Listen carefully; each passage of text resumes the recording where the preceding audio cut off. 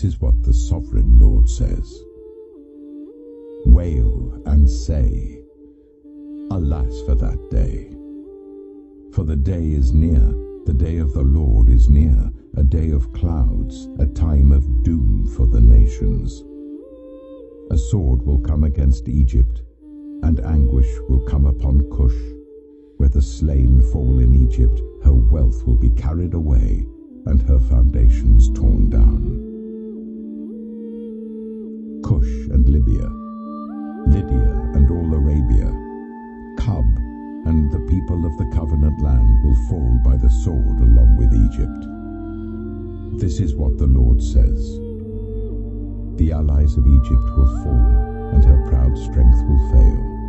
From Migdol to Aswan they will fall by the sword within her, declares the sovereign Lord. They will be desolate among desolate lands.